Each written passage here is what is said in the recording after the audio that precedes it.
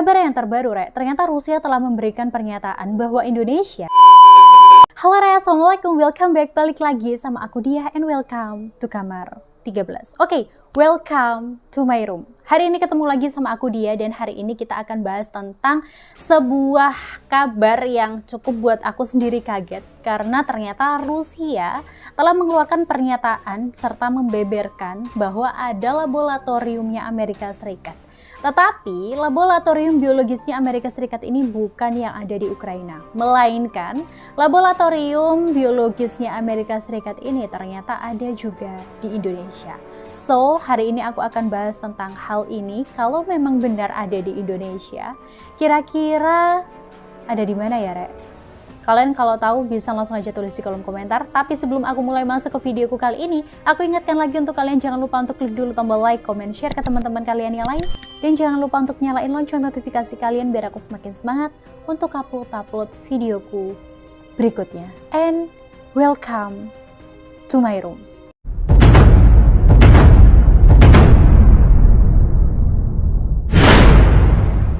Oke, by the way, kalau kita ngomongin tentang Rusia dan juga Ukraina, so sebenarnya perseteruan yang terjadi antara dua negara ini bukan hanya melibatkan antara Amerika Serikat ataupun juga negara-negara barat. Kabar yang terbaru, ternyata Rusia telah memberikan pernyataan bahwa Indonesia terindikasi menjadi lahan penelitian Amerika Serikat. Tak hanya sampai di situ, ternyata Rusia juga membeberkan bahwa penelitian yang dilakukan oleh Amerika Serikat yang ada di Indonesia ini disebut-sebut mengenai adanya senjata biologis. Dalam tudingan yang dilontarkan oleh Rusia ini, ternyata Rusia juga menunjukkan beberapa tindakan ilegal yang ternyata dilakukan juga oleh negara-negara barat.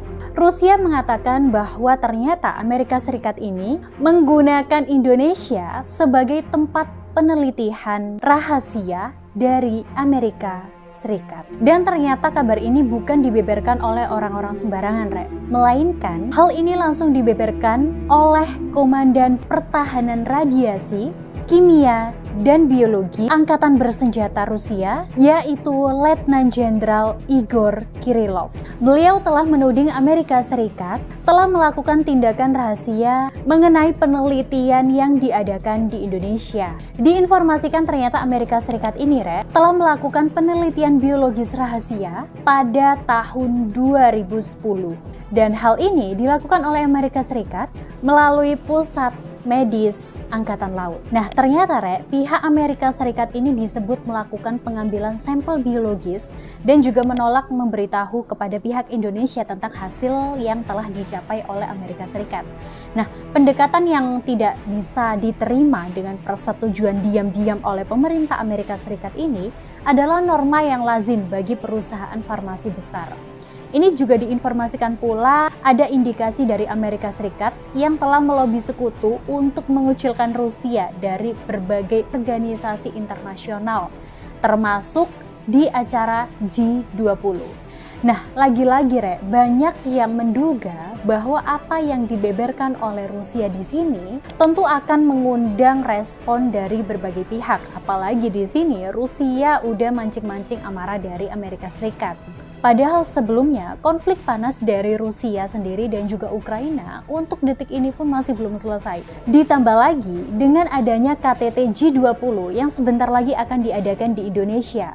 Walaupun di sini banyak sekali negara-negara yang mengecam serta mengancam Indonesia bahwa jangan sampai ngundang Pak Putin karena memang Rusia sudah melakukan gencatan senjata kepada Ukraina. Tetapi di sini Indonesia tetap bersikukuh untuk mengundang Rusia. Bahkan Presiden Vladimir Putin telah menegaskan bahwa beliau akan menghadiri acara KTT G20 yang akan diadakan di Bali.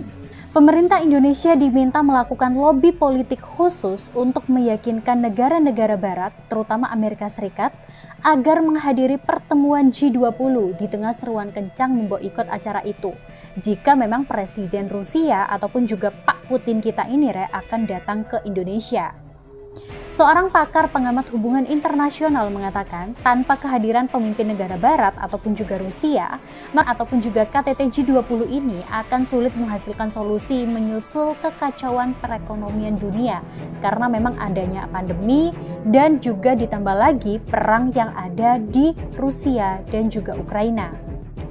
Adapun pemerintah Indonesia tetap pada sikapnya, yaitu untuk tidak memihak dan tetap mengadakan pertemuan yang akan diadakan di Bali.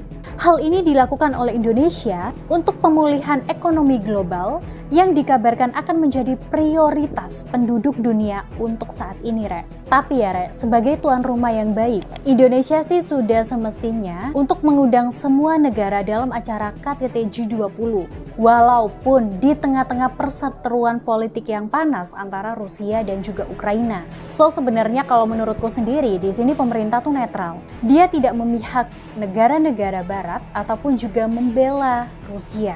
Justru, Rek, di sini sebaliknya, kalau memang negara-negara barat tidak bersedia hadir di dalam KTT G20 yang ada di Indonesia dikarenakan alasan Pak Putin ini datang ataupun juga menghadiri acara ini juga, maka hal ini sama aja dengan menghina Indonesia. Kita tidak bisa menolak kehadiran Presiden Putin karena memang itu artinya bahwa kita memihak barat. Dan karena Indonesia mengundang Putin, bukan diartikan kita pro Rusia. Jadi saya harap Indonesia berpegang teguh pada pendiriannya yang bebas, aktif, dan bahwa pertemuan ini untuk membincangkan masalah-masalah ekonomi. Ini yang dikatakan oleh pakar hubungan internasional Universitas Indonesia, yaitu Bapak Haryadi Wirawan.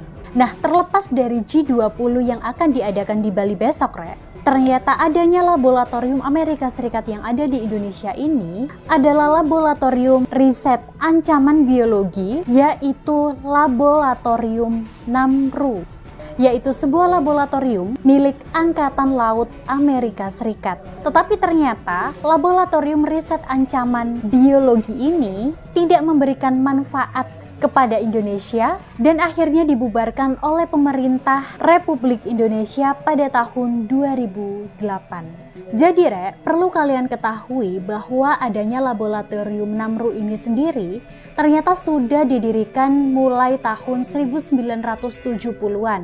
Jadi walaupun 30 tahun adanya laboratorium ini sendiri di Indonesia, tepatnya di Jalan Percetakan Negara Jakarta Pusat, memang bisa dianggap belum bisa memberikan sumbangan apapun bagi Indonesia, terutama untuk menghadapi ancaman biologi. Siti Fadila Supari, yaitu Menteri Kesehatan Republik Indonesia tahun 2004 sampai dengan 2009 menyatakan, Indonesia tidak pernah memperoleh banyak manfaat dari adanya laboratorium Namru. Bahkan beliau juga mengatakan, menurut saya manfaatnya jauh lebih kecil dibandingkan kerugian sebagai negara merdeka. Dan perlu kalian ketahui, tentang keberadaan laboratorium asing ini pun juga dinilai Fadila merupakan bentuk sebuah penjajahan. Mungkin bisa dikatakan di sini bahwa adanya laboratorium Namru ini sendiri, Rek, kalaupun memang masih ada di Indonesia, dikatakan tidak bisa mencegah tentang adanya pandemi COVID-19 yang mungkin tidak signifikan. Bahkan perlu kalian ketahui juga bahwa hasil penelitian dari laboratorium Namru ini, Rek, tidak pernah diserahkan sama sekali ke Indonesia. Sebenarnya menurut Siti Fadila Supari sendiri, selaku dokter spesialis jantung, mengatakan bahwa Indonesia ini, Rek, telah mengalami kemunduran dalam penanganan ancaman biologi. Sebelumnya Badan Intelijen Negara atau BIN pernah memiliki divisi Nubika atau Nuklir, Biologi dan juga Kimia yang bisa mengurus ancaman biologi. Tapi sayangnya divisi Nubika ini telah dibubarkan, Rek. Tapi sebenarnya perlu kalian ketahui, Rek, bahwa Indonesia bingung menghadapi pandemi ini bukan karena tidak adanya Namru atau laboratorium Amerika Serikat tadi. Tetapi memang Indonesia bisa dikatakan bingung sendiri dan tidak menduga adanya pandemi sampai separah ini. Sebenarnya menurutku juga ya, Rek, bahwa di sini Indonesia harus memiliki laboratorium biologis untuk mengantisipasi adanya bioterorisme yang pastinya bisa sewaktu-waktu kapan aja datang. Dan sebenarnya kalau kita ngomongin tentang laboratorium yang ada di Amerika ini, Rek, yaitu laboratorium Fort Detrick ini adalah sebuah laboratorium milik Angkatan Darat di Amerika Serikat yang terletak di Maryland, Amerika. Jadi laboratorium ini mempelajari tentang material menular yang mematikan seperti Ebola dan juga cacar. Tapi hal yang membuat janggal di sini, ternyata laboratorium Fort Detrick ini, Rek, ditutup pada tanggal 19 Agustus tahun 2021. So sebenarnya apakah ada hubungan antara laboratorium Fort Detrick yang ditutup dengan adanya kasus COVID-19? So kalian bisa langsung aja tulis di kolom komentar, and thank you for watching. See you next video. Bye!